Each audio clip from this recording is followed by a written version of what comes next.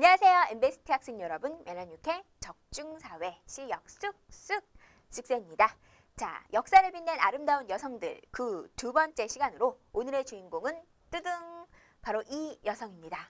오, 선생님을 좀 닮은 것 같죠? 좀 화려한데. 자, 이 여성은 바로 영국의 여왕이라고 할 수 있는 엘리자베스 1세로 중학교 교과서 역사 파트에서 어떻게 보면 여성 중에서 가장 튀는 분이 아닌가 싶네. 바로 영국을 아주 화려하게 절대 왕정의 시대로 열었고 동시에 대영제국이라고 해서 해외로 뻗쳐나가는 일종의 영국의 해외 식민지 개척에 기반을 마련한 여왕이 바로 이 엘리자베스 1세라고 할 수가 있어. 근데 또 이 엘리자베스 1세는 또 일대기가 굉장히 또 아주 흥미로워. 그 엘리자베스 1세의 일생을 좀 얘기하자면 그분의 부모 얘기부터 한번 들어갈 필요가 있다. 자, 그분의 부모 엘리자베스 1세의 아빠 뜨둥 바로 왕 헨리 8세라고 할 수가 있다. 이분 같은 경우는 지금도 드라마나 영화에 어마어마하게 겁나 많이 나오는 왕 중에 하나야. 왜냐하면 지금 이 사진은 이제 좀 나이 들어서 너무 후덕해진 모습으로 지금 나왔지만 원래는 굉장히 샤프하고 어떻게 보면 뭐 여러분 지금의 뭐 2PM 뭐 이런 애들처럼 키도 크고 그냥 몸도 확 탄탄하고 정말 잘생긴 왕. 게다가 무려 왕이 몇 세에 되냐면 18세에 됐던 왕이 바로 이 헨리 8세로 아주 훌륭하고 똑똑했지만 흠이 하나 있는 게 바로 이제 여자를 좀 밝힌다는 약간 여자를 밝힌다는. 그래서 이분의 결혼 이야기가 아직도 영화로 많이 나와. 그럼 이분은 이제 어떻게 결혼했느냐. 첫 번째 부인은 바로 캐서린이라고 해서 바로 에스파냐의 공주였다가 영국으로 이제 시집 온 여왕이라고 할 수가 있어. 그러니까 한마디로 말해서 이제 왕후죠.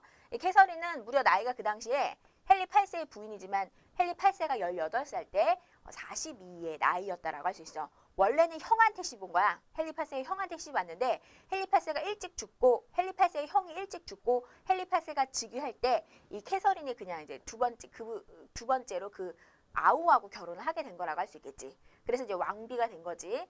근데 무려 6명의 아이를 낳아줬어. 헨리 8세의 아이를. 그리고 엄청나게 헌신해. 헨리 8세한테. 나이가 좀 있으니까 좀 약간 컴플렉스가 있으니까 나는 되게 후덕한 왕비예요. 나는 당신한테 굉장히 잘해요. 이래야지 살아남았겠지. 그래서 굉장히 잘했어. 정말 잘했는데 나중에 헨리 8세도 그래서 얘랑 이혼할 구실을 못 만들어서 고민하고 있었고 대신 그래서 겁나 바람을 많이 피다가 어떤 여자를 만난다라고 할 수가 있냐면 앤 불린이라고 해서 눈동자가 까만 이제 예쁜 여자를 만나. 요 여자는 원래 캐서린의 시녀였어. 시녀. 근데 이제 헨리 8세가 너무 예뻐서 얘랑 사귀다가 앤 불린이 이런 얘기를 하지. 나랑 결혼을 해야 된다. 이 사람하고 이혼하고. 그래서 헨리 8세가 캐서린하고 이제 이혼을 하고 싶은데 이게 굉장히 미묘한 문제였어. 왜냐하면 캐서린은 에스파냐의 공주 출신으로 로마 카톨릭을 굉장히 믿고 있었고 그 당시 영국도 로마 카톨릭을 믿고 있었는데 원래 로마 카톨릭에서는 이혼을 인정하지 않아. 한번 부부면 끝까지 부부야. 그리고 이혼을 하려면 로마 교황청한테 가서 이혼을 허락받아야 돼. 근데 로마 교황이 절대 안 된다고 하는 거지. 왜냐면 이유가 없거든. 너무 정숙한 부인이었고 너무 잘했던 부인. 게다가 자식까지 막 낳아준 부인. 물론 그 자식들 중에 다 죽고 한 명 남아 다 사산돼서 한 명 낳지만 아무튼 그만큼 굉장히 괜찮은 부인이었는데 이혼할 구실이 없으니까 이혼을 불허해. 그러니까 헨리 8세가 어떻게 한 줄 알아? 여자가 무서운 거야 얘들아. 앤 불린하고 결혼하기 위해서 캐서린과 이혼하기 위해서 바로 로마 교황청과 단절하고 자기가 새로운 종교를 창설해버려. 영국의 왕이 최고의 교황과 같은 직급을 가지는 어떤 종교를 만드냐면 우리나라에서는 성공회 이렇게 얘기하는데 영국 국교회라고 하는 종교를 새롭게 헨리 8세가 앤 불린과의 결혼을 위해서 창설을 하게 돼. 그래서 아주 재밌게도 영국의 종교 개혁은 바로 이렇게 이혼 문제, 이혼 문제에서 시작을 한 거야. 재밌죠? 그래서 앤 불린과 끝내 결혼하게 되고 캐서린은 이제 추방당하게 돼서 굉장히 불우한 생애로 이제 마감을 하지. 근데 이제 앤 불린도 좀 착했던 여왕이었으면 왕비였으면 좋겠지만 앤 불린이 우리나라로 치면 약간 장희빈 수준이야. 장희빈 수준. 나중에 사약받고 죽은 장희빈 수준. 그래서 캐서린 딸 중에 메리라고 하는 딸이 있었는데 얘 딸을 자기 이제 딸을 낳았는데 그 딸의 시녀로 막 쓰고 아주 못되게 굴어. 그리고 왕이 또 이제 착하고 후덕한 왕비 있다가 약간 이제 표독한 왕비가 있으니까 약간 실증이 나버린 거야. 그래서 바로 바람이 나는데 그 바람난 여인이 바로 이 앤 불린의 또 시녀라고 할 수 있어. 제인 시모라고 하는 여자랑 바람이 나. 그래서 또 앤 불린하고 이혼을 이제 요구하는데 앤 불린이 나 이혼 못한다 하니까 이상한 죄, 막 억울한 죄를 뒤집어 쓰여서 얘를 그냥 처형해버려. 처형해버리고 그래서 천일의 앤이라고 하는 영화가 있어. 너넨 아직 못 본다. 나중에 커서 봐라. 자, 아무튼 그 천일 만에 왕비에서 물러나서 결국 처형에 당하게 되는 엠블린의 이야기가 있지. 그리고 이제 엠블린이 죽고 나서 제인 시모어하고 결혼을 해. 이 제인 시모어도 사진을 보면 알겠지만 그렇게 이쁜 여성은 아니지만 얘는 누굴 잘 따라했냐면 캐서린을 좀 따라했어. 머리가 똑똑했던 거야. 왕이 엠블린하고 살다 보니까 얘가 그리워하는 걸 아니까 비슷하게 행동을 해. 그래서 왕이 넌 정말 첫 번째 부인 같구나 라고 하면서 얘랑 결혼한 거야. 그리고 나서 얘가 정말 왕이 학수고대하는 뭐를 낳냐면 아들을 낳아. 근데 아들이 이제 에드워드라고 하는 아들을 낳는데 에드워드를 낳자마자 약 며칠 뒤에 결국 죽어. 너무 이제 아이를 낳다가 힘을 써가지고 결국 죽게 돼. 그래서 제인 시모어가 이제 죽죠. 죽고 나서 그 다음 또 여왕이 있는데 이 사람이 바로 이제 독일의 앤 공주라는 공주야. 사진이 너네가 이제 확대해서 보면 굉장히 예쁜 초상화야. 근데 이 초상화는 이 앤 공주가 일부러 화가를 시켜서 나 예쁘게 그려. 이름하여 오늘날로 치면 약간 뽀샵 처리. 이걸 좀 심하게 한 사진이라고 할 수 있어요. 그래서 영국의 왕 헨리 8세가 이 초상화를 보고 너무 내 이상형이다. 이 여자는 내 여자다. 이렇게 생각을 해서 독일에 그냥 바로 이 여자랑 정략 결혼을 해. 독일 공주지. 결혼을 했다. 그래서 여자가 드디어 이제 왔어. 결혼하기로 하고 딱 왔는데 웬걸. 실물과 너무 차이가 나버리는 거죠. 실물과 너무 차이가 나버려서 왕이 당황한 거야. 그리고 너무 정이 안 가니까 실물과 너무 차이가 나버려서 정이 안 가니까 또 이혼을 요구해. 근데 이제 이 엠공주 같은 경우는 왕이 좀 바람기가 많고 이런 걸 아니까 알겠다. 그냥 내가 영국 내에 머물면서 자유롭게 살 돈만 주면 나 너랑 이혼해 주겠다. 라고 해서 둘이 합의하에 또 이혼을 해버려. 이게 이 엠공주지. 엠공주 이제 이혼하고 나서 그 다음 얻은 신부가 50의 나이에 헨리 8세가 50의 나이에 꽃다운 18세의 소녀를 도둑놈이죠. 결혼하게 되는데 그 사람이 이제 캐서린 하워즈. 굉장히 젊고 아름다웠어. 그래서 왕도 이제 정말 내가 마음 다 잡고 이게 다 실패했잖아 사실.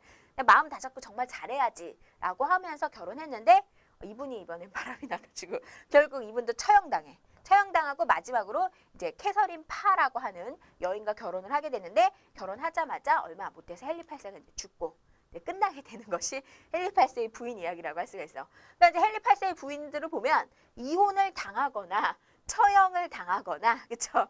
아니면 죽거나 뭐 이렇게 된 거라고 할 수가 있는데 굉장히 어떻게 보면 여인은 복이 없다고도 할 수 있고 어떻게 보면 헨리 8세 자체가 굉장히 바람둥이였다라고 할 수 있어서 굉장히 많은 부인들이 나타나고 이걸 가지고 영화로 만든 것도 많아.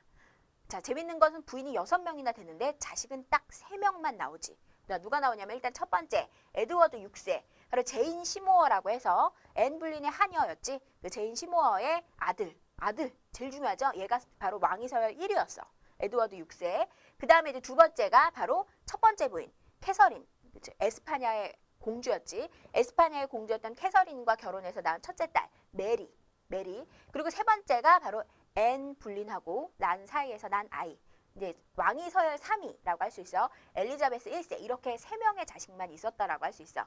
이 중에서 헨리 8세가 죽자마자 왕위를 얻은 사람은 에드워드 6세야. 에드워드 6세는 아들이니까 자 이제 왕위에 올랐지. 그리고 현재 그 소설 중에서 왕자와 거지라고 하는 소설 알지? 그 소설의 왕자 에드워드 6세가 거기 모델이야. 이제 모델이라고 할 수 있어요. 그래서 굉장히 이제 보면 얼굴도 잘생기고 아름답지만 지금 초상화를 보면 여러분 뭐가 느껴지니? 나이가 좀 어려 보이지? 16살에 그냥 죽어. 왕위를 10살에 얻게 되고 그 뒤에 6년 후에 죽게 돼서 결핵으로 죽게 돼서 왕위 계승을 그렇게 많이 했던 왕이 아니고 뛰어난 뭐 그런 업적이 없었어. 에드워드 6세가 죽자마자 왕위설 2위 누구였냐면 첫 번째 부인 사이에서 났던 메리야. 여러분 메리 지금 좀 어둡죠? 분위기도 어둡지만 이 메리는 표정이 이거야. 이런 표정. 왜 그랬을까? 생각해봐. 자기 생때 같은 엄마가 정말 아름답고 정말 정숙하고 뭐 하나 흠잡을 수 없는 그런 여왕이 아빠한테 그냥 이혼당한 거 아니야. 그러니까 어렸을 때 굉장히 불우했겠지. 게다가 엄마랑 헤어졌죠. 엄마 이혼당하는 거 보고 헤어졌지. 그 다음에 엠블린이 어떻게 했냐. 학대를 했어. 얘를 데리고 와서 엘리자베스 1세에 시중 들어라. 내 시중 들어라. 공주의 어떤 권위 이런 거 없었단 말이야. 그러니까 애가 표정이 난 불행해. 난 힘들어. 뭐 이런 표정이잖아. 이런 거 갖고 있어서 좀 음침했던 여왕이 또 메리 여왕이라고 할 수가 있어. 영국의 최초의 여왕이었지만 되게 음침했지. 그리고 이제 강요했던 게 뭐냐면 엄마가 로마 카톨릭을 막 열렬하게 믿고 있다가 아빠가 영국 국교회를 만들어가지고 이혼 당한 거 아니야. 그러니까 이제 그걸 다시 어떻게 좀 사람의 심리라고 하는 게 그거지. 엄마 편을 들게 되는 거야. 영국 국교회는 다 부정된 종교다라고 하면서 열렬하게 로마 카톨릭을 강요해. 근데 그 당시에 이미 영국은 영국 국교회에 다 미쳐 있었어. 많은 사람들이. 헨리 8세가 그걸 다 퍼뜨렸단 말이야. 근데 메리는 이걸 강요했단 말이지. 로마 카톨릭을 강요하게 되니까 사람들이 이제 시위도 일어나고 막 반대도 했을 거 아니야? 다 죽여버렸어. 다 처형하고 다 죽여버렸어. 그래서 메리는 지금도 영국에서 뭐라고 부르냐면 블러디 메리, 피의 메리다. 이런 얘기 나오지. 그래서 여러분 영국이나 외국의 유령 중에 하나에 블러디 메리라고 하는 게 있어. 거울 속에서 이렇게 피 묻은 애가 이렇게 나와가지고 이런 유령도 있다라고 할 수가 있는데, 이 블러디 메리라는 별명이 왜 있었냐면 이 로마 카톨릭을 너무 강요한 나머지 사람을 너무 수만 명을 죽였어. 얘들아, 우리나라에선 수천 명 중에도 난리도 아닌데 이건 수만 명을 죽인 그 여왕이 바로 메리라고 할 수 있겠지. 그러니까 이런 정치를 하니 반대파가 생겨날 수밖에 없었지. 맨날 반대파에 몰리고 좀 힘들었던 것이 또 메리야. 그래서 나중에 정신병이 걸려. 사람을 한 명 죽여도 사실 사람이 마음속이라고 하는 게 양심의 가책이 있는데 얘는 수만 명 죽이잖아. 그러니까 맨날 내가 사람을 죽였어 이러다가 결국 나중에 미쳐서 이제 궁 같은 데 유폐됐다가 이제 죽음을 맞이했던 여왕이 바로 메리라고 할 수 있어. 그래서 별로 이제 얘도 이제 죽게 되지. 그럼 그 다음에 왕위는 그렇지, 앤 불린의 딸. 어떻게 보면 왕이 서열 3이지만 앤 불린 자체가 굉장히 표독스럽게 죽었기 때문에 그 표독스럽고 좀 안 좋은 이미지는, 왜냐하면 원래 있었던 부위를 밀어내고 왕한테 강요해서 결혼한 여인이라고 할 수 있거든. 그래서 사람들한테 굉장히 이미지 안 좋았던 그녀의 딸 엘리자베스 1세가 왕에 오르지. 젊었을 때 초상화 굉장히 아름다웠지. 비슷한, 미안. 자, 아무튼 엘리자베스 1세라고 할 수가 있는데, 엘리자베스 1세는 여러분 지금 그림에서 보다시피 물론 굉장히 불우하게 살았어. 처음에 메리가 여왕이 이제 되기 전까지 막 시중 생활도 하고, 제인 시무어가 만약 그 당시 왕이 됐을 때, 왕비가 됐을 때 얘는 막 바닥도 쓸고 공주 서열을 박탈당하기도 해.